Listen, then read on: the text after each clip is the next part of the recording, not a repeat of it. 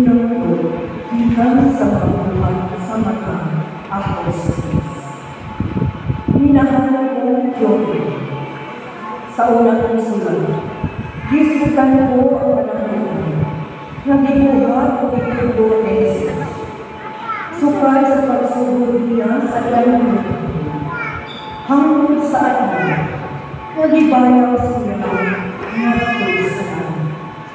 Sa wala pa siya pala, gipahimanguan niya, pinaagi sa Espiritu Santo, ang mga tao na iyang bilin ng mga apostoles. Sulod sa kapatan paano, human siya mata, nagpakita siya kanina sa mga dalaga, sa mga paako nga nagmatuloy na buhi gayon siya. Nakita sa niya o nakikisulti kanina mahitungod sa paghahari sa Diyos. Kung samtang si Jesus uman pa kanina, gitubod niya sila. Ayaw ko na kamo pagdiya sa Jerusalem. Hulatan ninyo ang kasa na gisakay sa akong amahan. Sumana sa isunin ko kanina.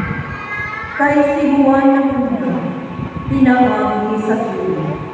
Apan, pipila na lamang kaadlaw ikan kayo. Bunyakan pa mo, pinawagi sa Espiritu Santo. Sa pagkakikon niya, di pagkutalan nila si Jesus. Ginoo, kung ba ako sa hiniling panahon ang binhanan sa Israel? Si Jesus nagpapalala ang mga panahon o mga araw, dilakid ng daan sa pagbuod sa akong amahan.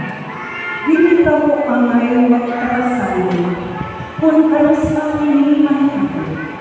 Kapal, kung mumunsad na kanino ang Espiritu Santo, makadawang kang bago, o magmumugawang akong mga saksi sa Jerusalem, sa tibuok Judea o Samaria, o sa tibuok Kalimutan. Kung marang isulin, gibayaw siya ng iksanan, samtang nagtangkal siya kanina, o siya wala na nila makita, kaya sa ligdan na siya kaman. Samtang nagpupok sila sa langit, sa pagtaya ng Jesus, may tuhang tao na nag-Espiritu. May tuhang pagkayo, o may baro, tupad kanina. Ningon sila, mga pagdadalayo, nganong nakamok ang kamuhin, o nagsirit hangad sa langit. Si Jesus na ibayaw, ngadto sa langit. Nubalik sa samang maagi, sa iyang pagkaya, ngadto sa langit. Ang tulong